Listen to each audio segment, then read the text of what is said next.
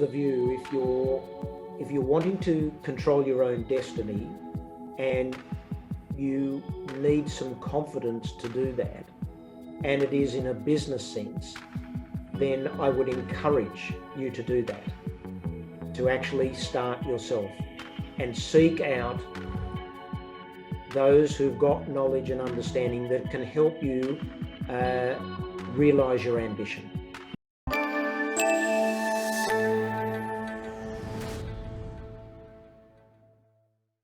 Good evening, guys. Good evening, everyone. Welcome to Sydney Professional Development Forum, or PDF for short. My name is Ellen Ewan, and I'll be the moderator for this evening session. For those who are unfamiliar with PDF, PDF was established to help young, diverse professionals to find fulfillment in their career. We are a group of volunteers to help others, and we believe that everyone should have access to the knowledge, mindset, and the network to become the best version of themselves, basically. So a bit of housekeeping before we get started. Please note that this is a recorded session that will be distributed via social media later on. And also I'd like everyone to update their names, maybe if you haven't got your actual names on there, or your camera on later on if you feel comfortable, but that's okay if you don't have it on. And if you have any questions, put them in the chat box, or later on in the end, maybe turn off or get off mute and ask the question yourself. So in tonight's session, we've got the branding guru himself, Garry Browne. He will share with us the many critical aspects of a personal brand. He will share you some tips on how you can communicate your values, philosophies, and your positioning during difficult times, good times as well. And why personal branding is really important. So Garry has got over 20 years of experience as CEO and Managing Director at Stuart Alexander Co, and now divides his time between executive and non-executive roles in the corporate, government, and not-for-profit space, along with various mentoring projects. He recently launched his book as well called Brand New, which focuses on personal branding and the importance of reputation and relevance throughout life. Welcome, Garry. Great to have you here. Thank you, Ella.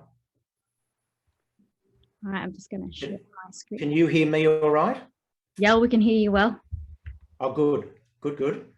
Yeah. Can everyone see my screen well? Yes, we can.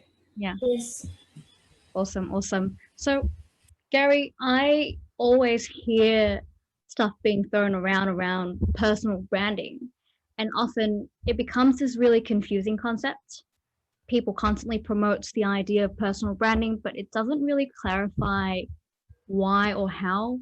And also nobody wakes up one day and decide, oh, I need a personal brand today.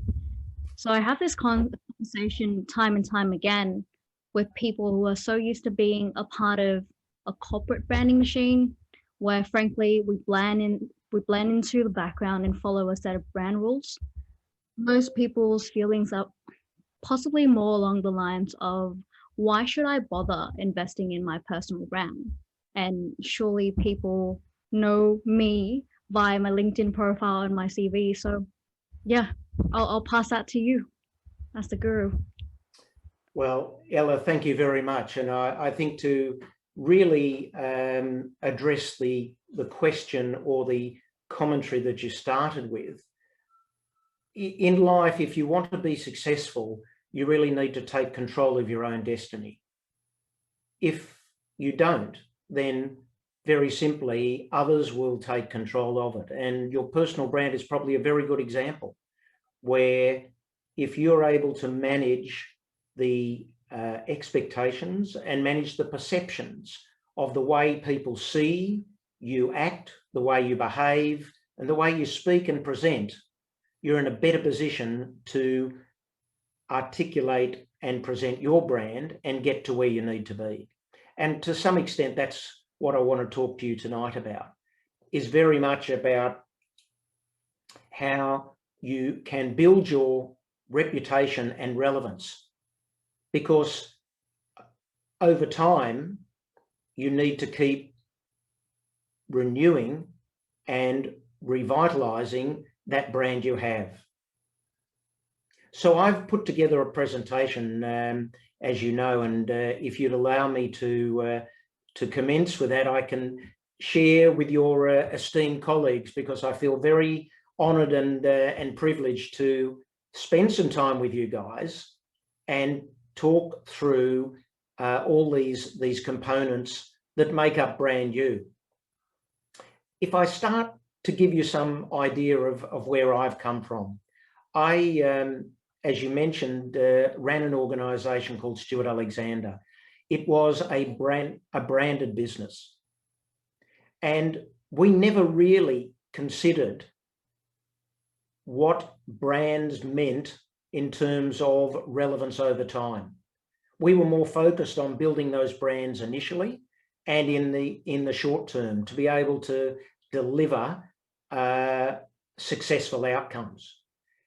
But what I realised, certainly after I reflect on the business that I have subsequently left, is that brands were only relevant at a point in time.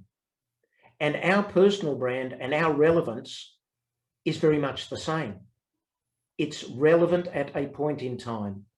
And what you need to be able to do is make yourself relevant not only at a point in time, but over time. And there's plenty of brands in the marketplace, in the consumer sense, that have been great iconic brands that have just lost their way. And they've lost their way because consumers have not seen them as being contemporary or relevant to their needs or their desires. As a result of the work, I developed some clear insights of how, as individuals, we are brands. And I refer to it as Brand You. Brand You is now even more vital and critical in a social media orientated world, whether it be LinkedIn, as you mentioned, or Facebook, or your professionalist PDF profiles, critical in terms of being out there. As you mentioned, I recently wrote and published a book, Brand New, Brand You, of how to build and maintain reputation and relevance. I explore the nexus in this book between reputation and relevance, of how the two core elements work together to underpin a strong, viable, relevant personal brand at a point in time and over time. Every person is a brand, as I mentioned, and you all have a reputation, you're all relevant, and you all make an impact, whether you do anything about whether you manage it or not. So right now, your peers, your colleagues, your friends, your family, all have a perception of you. That's your brand. But what I'm going to do is expand and go into more detail in the presentation. But most of you understand branding in the commercial environment, I'm sure. Just check the phone you use, the clothes you wear, the car you drive. They're all linked. And think about where you get your news and your information, whether it be from Facebook or Google, the Australian Financial Review or Crikey, or you get it from some of those who are influencers that you follow. They're all brands, and you've chosen to associate with them because of their brand promise. One of the major reasons you have selected whatever you're wearing or using or driving is because the brand's relevance and reputation to you. Through your engagement, you are fueling their impact and influence, and perhaps surfing on them to bolster your own brand. That said, brand relevance and reputation fade away over time. Some good examples are Yahoo and MySpace. So let me share 5 key elements of Brand You, and I refer to Brand You, your brand. Establishing and maintaining your relevance. At every point in your adult life, It's critical that you take an active control of the brand across all aspects of your life. Depending on where you are in your career or business life, you need to manage your brand at a point in time and over time. And you'll hear me repeat this over and over, at a point in time and over time. If you're looking for a career path, you must understand that employers are no longer looking for someone with a degree or an MBA. They're actually looking for people who have critical thinking skills, communicate well, and can problem solve. CEDA, which I'm sure most of you would be aware of, is the Committee for Economic Development of Australia, recently released a report that stated 5 million jobs, almost 40% of the Australian workforce, likely will not exist in 15 years. Instead of people filling those roles, various types of technology will take over. Your degree, your personal development training won't protect you from this trend. What they do provide you with is better critical thinking, communication, and problem-solving skills. But you will need to keep developing and honing your skills to build your reputation and maintain your relevance. Professional development is not something you have to grin and bear. And if you think it is, you will lose relevance pretty quickly. So what are the core skills and capabilities you need to maintain your relevance? You need to be adaptable and flexible. The ability to market yourself. The experience and industry knowledge is critical. Communication skills, whether they be verbal, written, and visual, and team and collaboration skills. And everyone on this Zoom, including myself, needs to adopt a different way of working together. This made even more challenging by COVID. And as Andy Penn, the CEO of Telstra, said recently, how we work, travel and live will not look and feel the same way it did 12 months ago. Your visual presence, branding, is now more important than ever. And it's going to certainly do a lot of the heavy lifting in terms of your brand presence. And I'm not just talking about the background you select for your Zoom calls. When was the last time you looked at your LinkedIn profile? Do you ever even have one? I know many people don't even bother. How are you managing this? And who are you connecting to and connecting with? A friend of mine who knows a little bit about marketing on LinkedIn sat down with their 24-year-old son, who is at uni, and reconstructed his LinkedIn profile and explained how powerful it can be. He is now connected to and engaging with some of the world leaders in his field. So if you think you are not ready for LinkedIn, don't have a profile that's strong enough or interesting enough, think again. Working out where you need to be, how you present on these platforms, and how to mix online and in-person interactions, networking and engagement are essential for taking control of brand you. So, defining your values, the second point. You need to deeply understand your values and live them every day. Most of us don't ever consciously explore what our values are.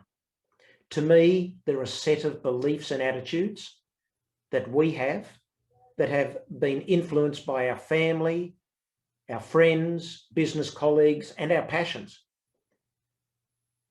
As an educated, empowered person, you will have to make decisions in all aspects of your life, and certainly in business, that require you to deeply understand your values and make decisions on these. If you are not clear about exactly what your values are, these decisions will become much harder. And if you are not clear about your values, you might make the wrong decision for you and for your reputation. You need to explore, write down, and interrogate what your values are. What will you walk past or walk away from? Would you put your job or your career at risk for the values, your values, or not? And what are your non-negotiables? What would you compromise? And before you say you would not compromise, you will and need to. So you better be clear about the lines you'll cross or not. Let me give you an example. When I was running the business as CEO, I had to make a decision about my values versus, and that of the company versus a business opportunity. I decided, based on the values that I hold, that we would pass up business of $30 million over a 5-year period.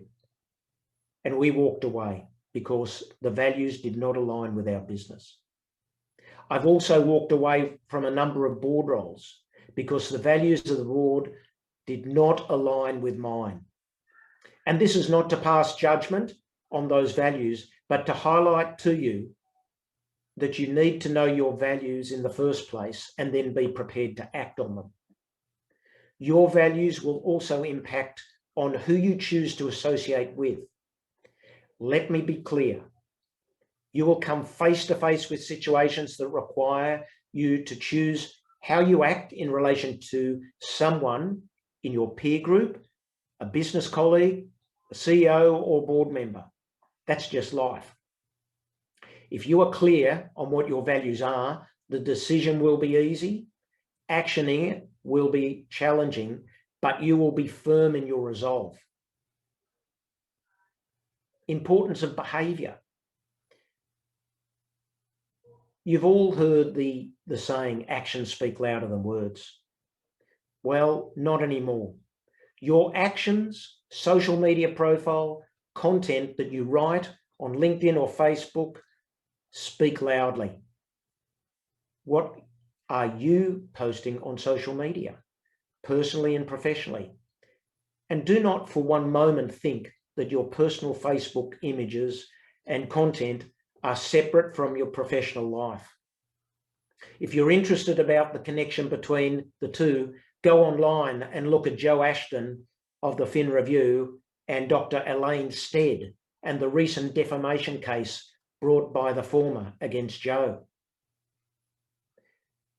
As you are undertaking a professional development program, I would expect that all of you have a current dynamic profile, a LinkedIn profile, that your profile page has a current professional photo of you and a customized banner, along with clear, concise and interesting summary of who you are and what you're passionate about.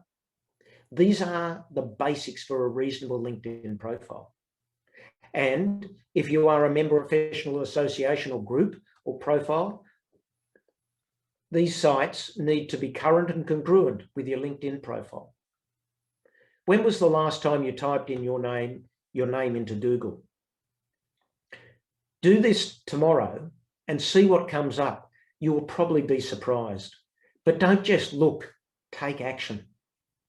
Start sorting out actively managing your online presence tomorrow. And as part of this, ideally, you should be writing posts, articles regularly and engaging others on your specific industry websites, posts or blogs. If you want to build and maintain your reputation and relevance, be seen, stand out from the crowd and be recognized so you can have an impact that you need, but you'll have to work on it. As I said, adapt to gain and maintain relevance. If you do not, you'll be less visible, less relevant, and no matter how hard or long you work. I work at my online presence regularly, and I am at least 30 years older than most of you. Connections and networks. As you are in the professional development cohort, you are part of a great network. But how many of you have given any real thought to how you can remain engaged and leverage this network for yourself and also give back? Why am I presenting today? Because it is part of me working to be relevant and engaged across a wide range of age groups and networks. And I'm passionate about branding in all its forms. There's an old saying that it's not what you know, but who you know. While you'd all like to think that the time has passed, I can tell you it hasn't. And that's not because it's elitist. It's because we all have networks and connections, but most people don't know how these soft networks operate. I can share with you now the connections and networks operate on reputation and relevance. They operate on brand you, whether you're managing brand you or not. I've been contacted by people who I haven't had a conversation with for 5 to 10 years. And based on their reputation, I've taken their call and met with them. I've met with people who I don't even know, but someone I trust and respect has asked me to have a meeting. I've also met people that I've been engaged with and made an assessment about and offered to stay connected.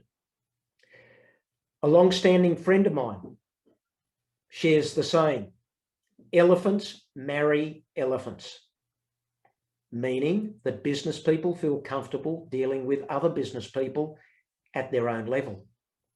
I have a different take on this. Elephants live in herds. The herd looks after every member of the herd, young and old. Specific members of the herd take on different roles, and that's why it works. While I'm probably at the older end, more wrinkly part of the herd, you're at the younger end. The analogy works for us all. I've had mentors throughout my life, even now. Sometimes I've had more than one. As I've matured in age in my business roles, I've accepted the role of being a mentor to younger people. I have a colleague who wanted to get into online marketing. So she found a much younger specialist in this area and asked him to mentor her. After 5 years, they're still engaged in the mentoring relationship, and she's built a new business as a result. An absolutely vital part and vital element of networking and connecting is committing time, energy, and intellect to your relationship. Link with people you really want to engage with and consistently engage with them. Meaningful professional relationships require effort, energy, honesty, and a two-way exchange. The relevance journey, as I mentioned earlier. I said earlier that relevance has two components, at a moment in time and over time. You need to work at both if you are going to maximize brand you. Think about it like push ads on Google. As soon as you type in, say, garden furniture, you will get all the prompts. If you're actively participating in and managing brand you, you'll be the industry LinkedIn equivalent of Google Ads. That said, your relevance has several elements. The first is the group we are relevant to. I have broken these down into 4 main streams. You might have more or less, but these are a good starting point. Family, business, community, and country. Depending on where you are in your life's journey, your relevance across each of these groups will change. This is the critical message. You can have relevance at a point in time and over time, and both whether you actively manage or you don't. The graph shows the 3 different areas or 4 different areas. People across these groups are talking about you right now outside this Zoom. What they are actually doing is sharing their perspective about your reputation and relevance to them. So, what do you think people are saying about you right now? If you don't know, you're not actively managing brand you. Your reputation and relevance, someone or lots of other people are. Relevance is dynamic.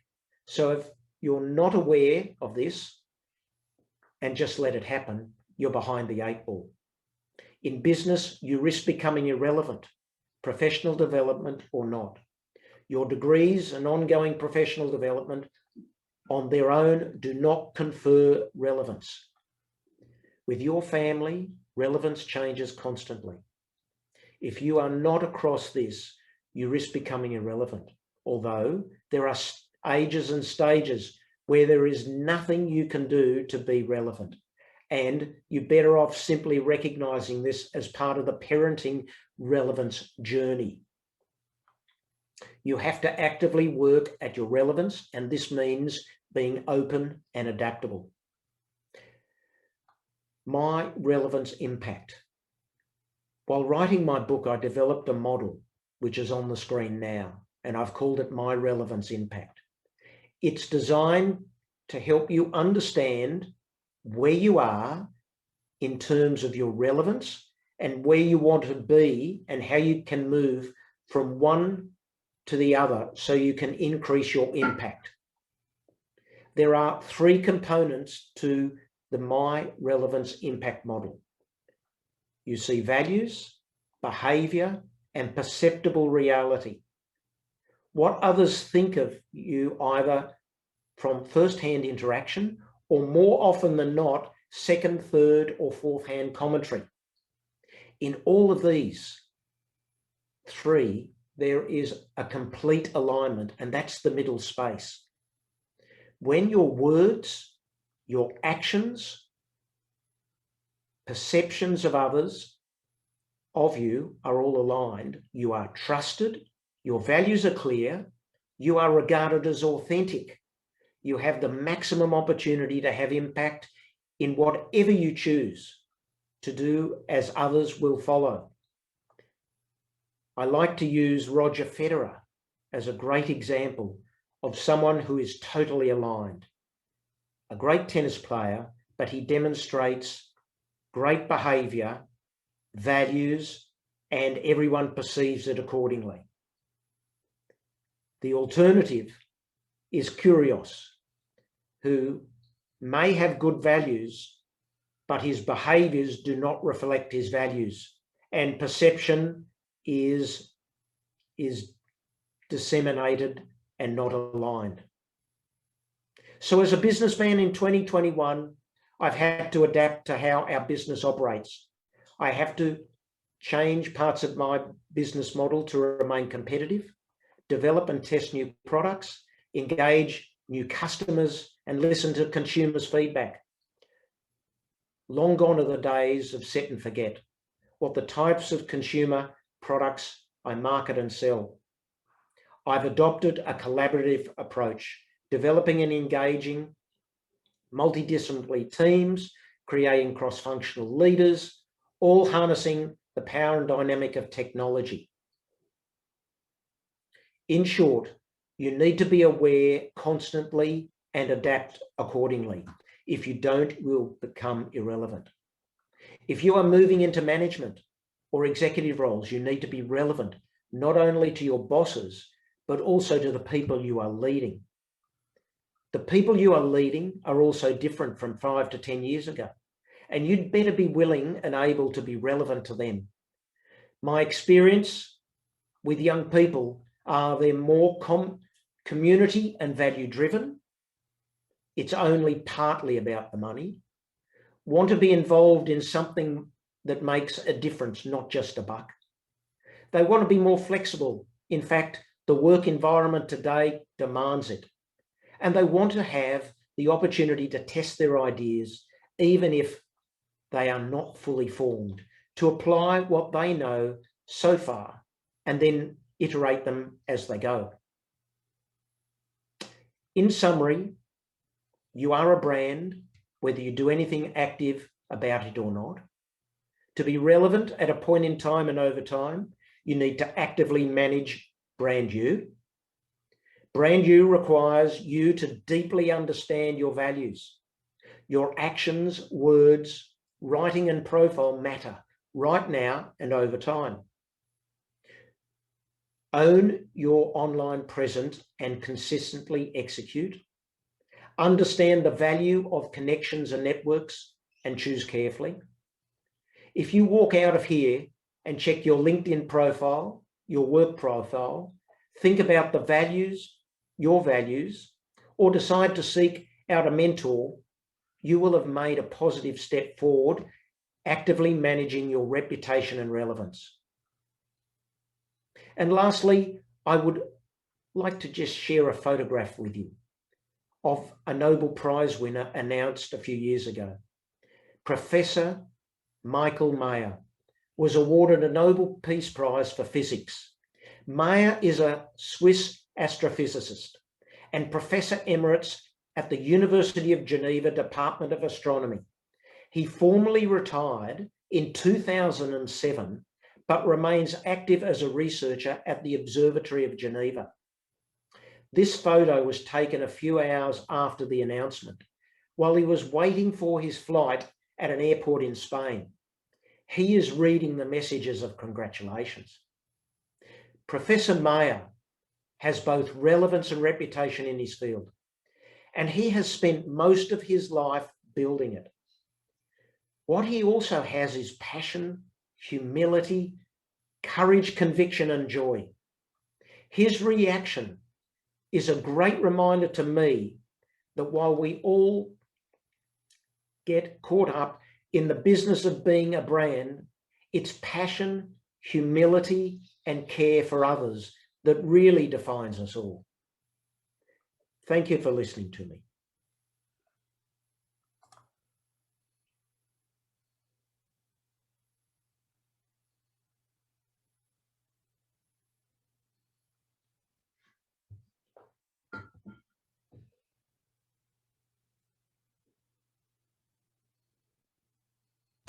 Sorry, Ella, I think you are on mute. Hello, can you hear me? Yes, we can now. Awesome. Sorry, I was just saying that there's some discussion in the chat box, which is really good. And Ali said that great insights, Gary. So thank you, Craig. Just a little thumbs up. Ivy mentioned ditto. Reputation is important, but more importantly is your actions. They say fake it till you make it. I reckon we should fake it till we become. Adopting a right behavior matters. What do you think about that? Sorry, Ella, you're asking me that? Yeah. What do you think about that, Gary? You're suggesting fake it until you make it? Yeah, but Ivy said, I reckon we should fake it till we become. So that's what she said to the fake it till you make it. So the question is, at what point do you determine become? Yeah, I think that was it, right, Ivy? Correct me if I'm wrong.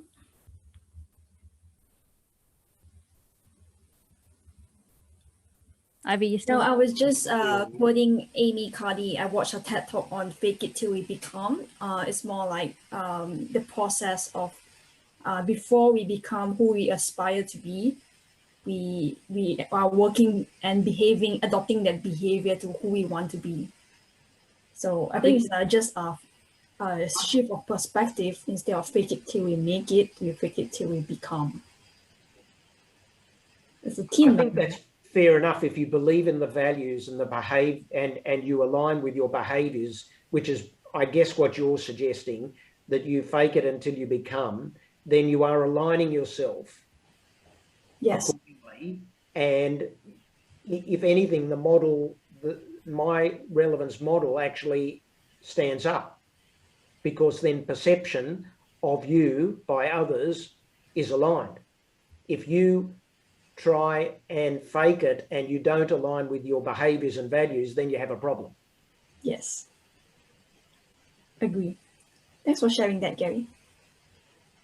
I've got a question that just came through as well. And it's asking, as an international student in Australia, I am struggling to find jobs in digital marketing, and your presentation is making me want to start building relevance on my own via website, social media. Which advice would you have to reach out and build my network on LinkedIn along with this process?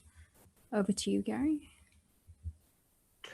Well, I'm always of the view, if you're wanting to control your own destiny and you need some confidence to do that, and it is in a business sense, then I would encourage you to do that, to actually start yourself and seek out those who've got knowledge and understanding that can help you realize your ambition.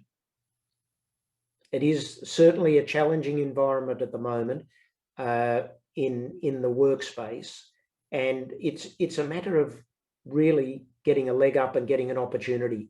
And sometimes if you start it yourself, then you actually, if you're able to demonstrate your talent, it's a bit like bees to a honeypot. The customer will come to you. Excellent. I have a question myself as well, Garry.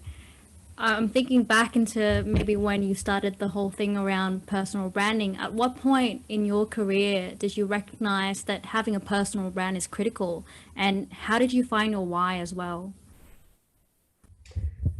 You know, that's a really interesting question, and probably we haven't got enough time to go through that, Ella. But when I found personal branding came to me when I started realizing how much I loved branding as such. And it made me think that if brands are sitting out on the shelf, whether it be a Tabasco or whatever, why do people actually go and buy it? And from my perspective, if I go out and buy a brand and I'm trying to find opportunities for myself other than the job I was doing, I was looking for to broaden my experience and by going on to boards. But I had to actually determine what my position was. What is the why? You talk about the why. I talk about the elevate statement of the purpose. What is my purpose and what value do I add to others? And so I really started exploring that and trying to work very hard on describing what my elevator statement was. And if anything, when I had young people coming to me, I recognized and took the philosophy, the more you try to teach, the more you learn yourself. And so I actually found and honed in on my own purpose and my own approach by helping others. That's really cool. I like that. The reason why I asked is, as a younger person and starting off their career, I think it's really hard to find a true why. You certainly know your values, I think, but the why in your career and the why in your personal life can differ. Is that what you think as well, Garry, or do you think it should be the same thing? A why in your personal life and a why in your business? Yeah. I think they start off separately in life. As you're younger, as you grow older and you mature, they actually converge. Yeah. Because when you think about it, I don't know whether you've heard the philosophy. You talk about people who want to leave a legacy.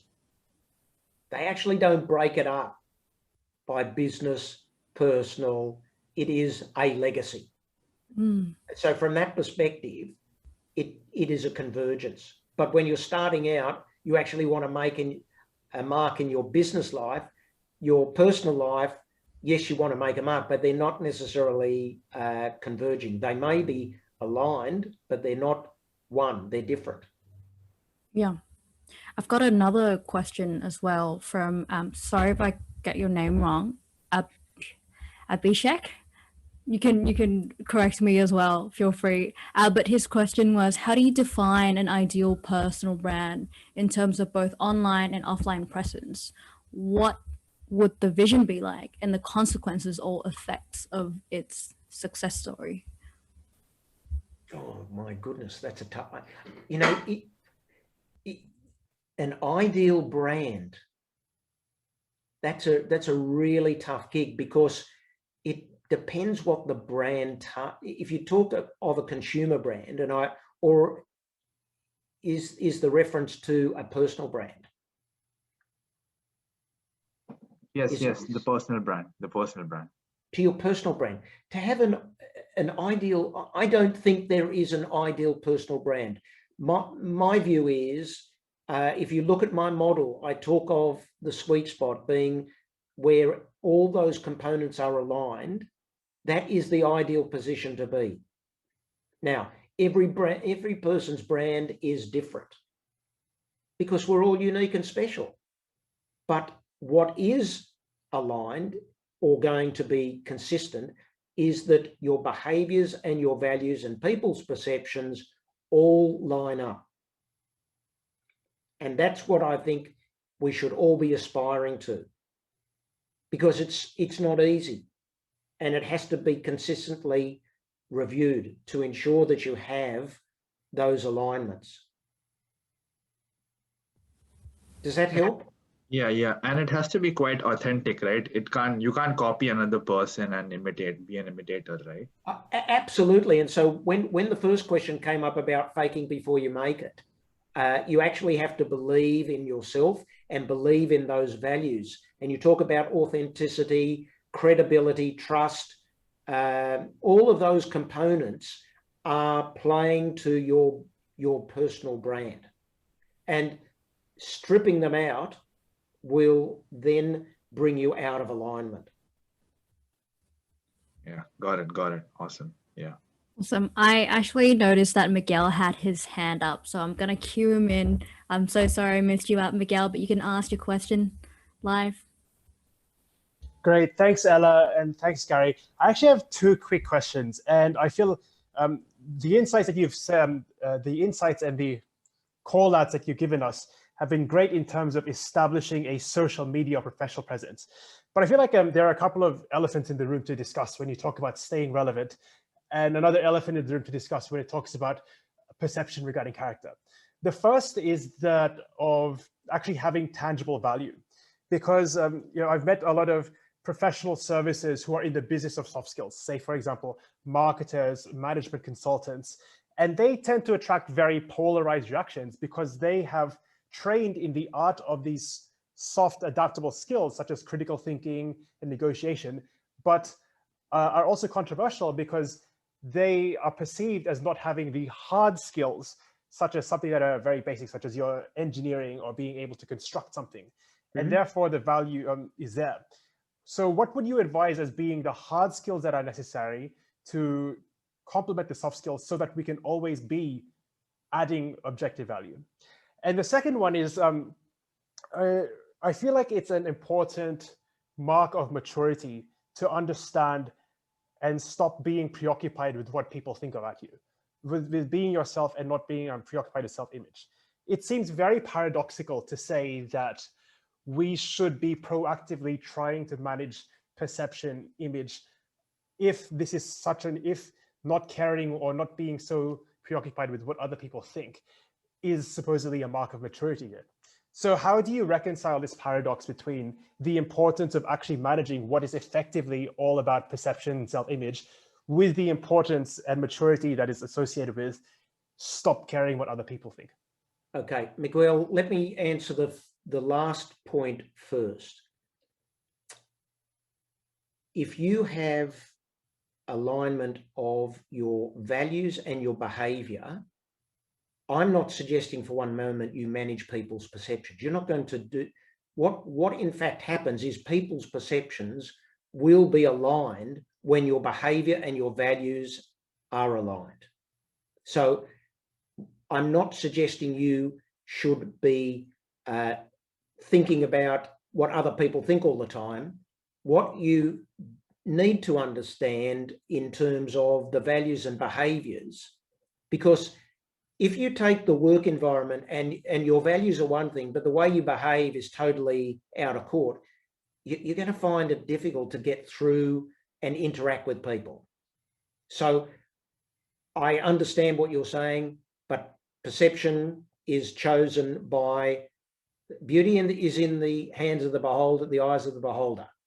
And perception will be that of individuals. You cannot change that, but you can certainly align your behaviors and your values. That's number one. Going back to the other point about the soft skills and the hard skills, you made me think of, and the reason I have focused very much on what you would call the soft skills, because at the end of the day, a lot of what we're talking about is actually mindset and making sure that you keep ahead of the pack. If we take job, which is what I think you were more referring to, I'm thinking of a bricklayer. A bricklayer probably doesn't need to have all those soft skills to actually become a bricklayer.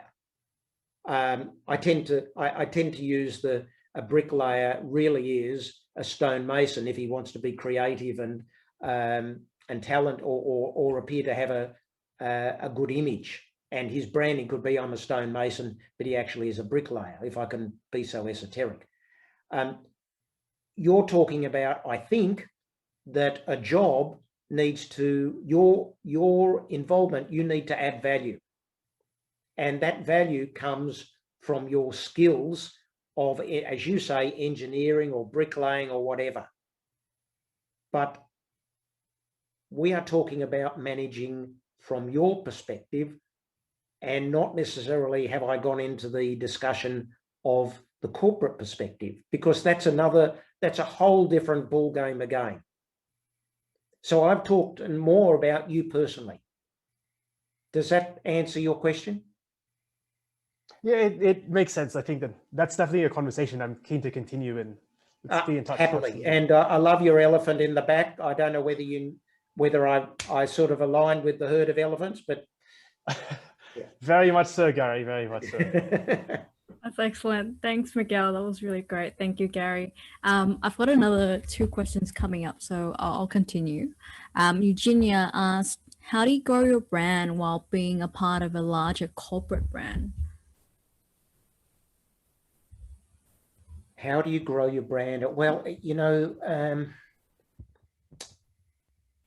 if you're working in a corporation, your brand, if anything, should be aligned to the corporate brand. If it's not, then we get back to that discussion about values. And having good, strong individual brands, as in people having individual personal brands, will make the corporation stronger with their brand. And so there is a clear synergy between both the corporate brand and the personal brand, because you are out there representing the corporate brand, but you're also representing your own brand. So they should be aligned.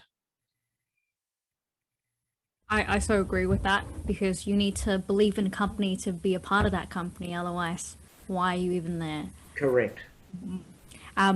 Letitia has got another question. There is this bit of a scare of coming off too egocentric when building a personal brand and basically selling yourself. How do you find the middle ground of both showing off your uniqueness and also maintaining a positive image within people's perceptions of you? Gosh, that's a really good one. So I think it's all in the delivery, and it's choosing the way in which you present yourself, the way in which you speak, and the way in which you act. Because sometimes, and the best example I can use is when some people become too assertive, they move to arrogance in terms of perception. Mm-hmm. So it's that fine line that you need to manage. If you want to promote yourself, it has to be done in a way that is allowing people to take from you as opposed to you force on them. Okay. Does that make sense? It does make sense. Yeah, I do find that on LinkedIn, often people present themselves as like I'm so great. I am doing all of these things and I'm, you know, like the most genius person in the world. Yeah. And even if they're not at the stage of experts, they still kind of fake it till they make it, to go back to the previous conversation. And yeah, like it's hard, I think, to keep that kind of authenticity, I suppose. Yeah. So, in that. so let me ask you a question generally. Have you ever actually made contact and met up with someone that you've seen on LinkedIn that is actually demonstrating what you've just described? And then found, yeah. and then found they're nothing like that? Yes. And why do you think that is? People are very different online than they are offline, and it's my perception, I suppose, of what their activities are online that affects what I would picture the person to be offline. And also ongoing is an additional point, is they don't know how to behave and they don't know how to present themselves properly online. And Fair so enough. your takeout is, I don't want to go anywhere near this person because that's crazy. Yeah. Right? But so it's actually the way the lack of education or the lack of training of how to present yourself better and in a way that's going to give you the best possible impact. Interesting. Yeah. Thank you so much for that. Pleasure. Thank you for the question. I think Rangarajan, he's got his hand up as well. So I believe you've got a question. Hi. Yes. Hello, Rangan. How are you? Thank you. Good evening, Gary. This is Ranga from Granville. Good. I have one simple question. In the branding, personal branding, the dressing and other your attitude, is it make any sense in the branding?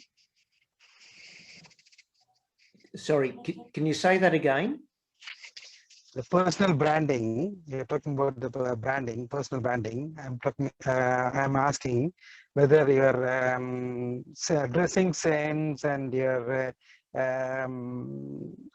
attitude all together considered as a personal branding? Is it make any added value for personal branding? I think you're breaking up. So it might be, I think it was around, if I didn't get this correct, and I'm so sorry, but it was around the way you dress. Can you hear me? Okay. It's breaking up quite badly. Maybe type it in the chat. Is that okay? He's gone. Yeah. Oh He's no, frozen. I hate this. It's all the online connectivity, right? Whether your attitude, the way you speak and dress. Yeah, I got the dressing part. Reflecting your personal. Yeah. Definitely. That is definitely, it is all part of it. Body language, the way you present. I mean, think about someone who continually wears a bow tie. You just wonder what sort of person that is, for example. There's nothing wrong with wearing a bow tie, but when they wear it all the time, they're making a statement that when there's no need to wear a tie at all, they wear a bow tie. The clothing is important, definitely important. It's being, and I mentioned this, you know, the presentation on Zoom is just as important, looking the part when you go to a business meeting. You don't want to turn up in a singlet.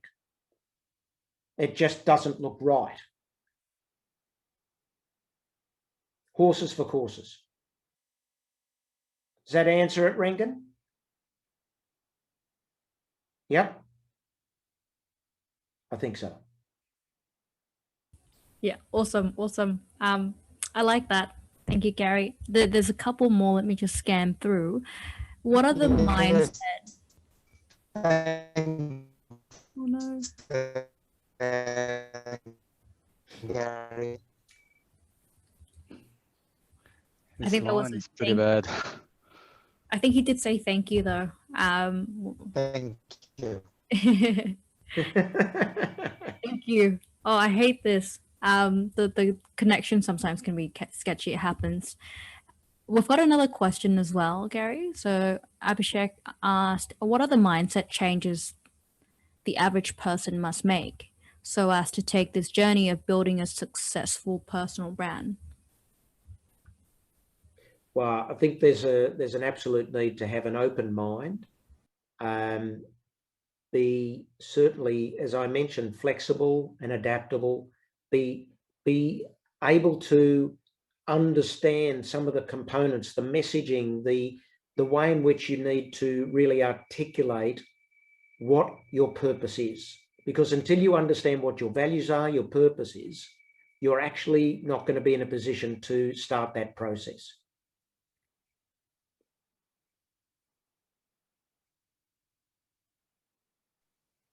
Yeah, got it. So first you must understand your values and what your belief system is, and then you go out building upon it, right? Yeah. Got it. Tarinda's got a question. If someone positive versus pessimistic, would that affect their personal brand? I think it may not necessarily affect their personal brand, it'll affect their attitude and people's attitude to them. So that can play out over time if it is a continual impact. But you know, that comes back to this perceptible issues, the way you project yourself. I mean, your values can be there and your behaviors, but the way you project may come out negative as opposed to positive. Over time, that would affect your personal brand because people would perceive it in another way.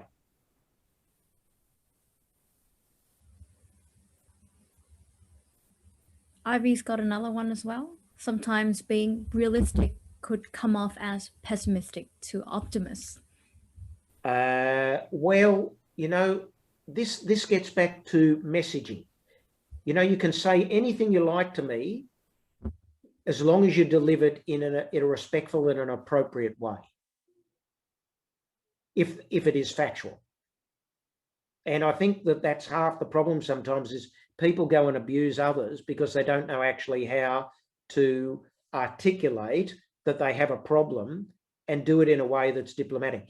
They say the best way, the definition of being diplomatic is to be able to tell people directly what you think without making an enemy of them. And that's what you basically should always be considering when you need to deliver a message that probably isn't so palatable. I think it's about being objective when you provide the feedback.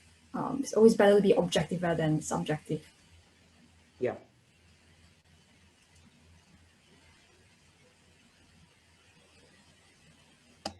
We lost you again, Ella. Thank you for letting me know. Thank you for the question, Ivy, and thank you, Gary. That was a really awesome presentation. I really enjoyed that, and the amount of questions was really, I guess, even created a more of an insightful conversation for everyone as well. So thank you, Gary, for presenting, and everyone for attending tonight's session. My pleasure. Thank you for listening to me. Excellent. Thank you, Gary, and thank you, Ella, for facilitating this session as well. Thank you for attending.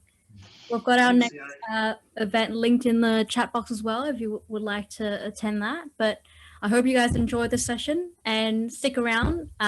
Check out our website. Thank you, Georgina. Thank you, Will. Thank you, everybody.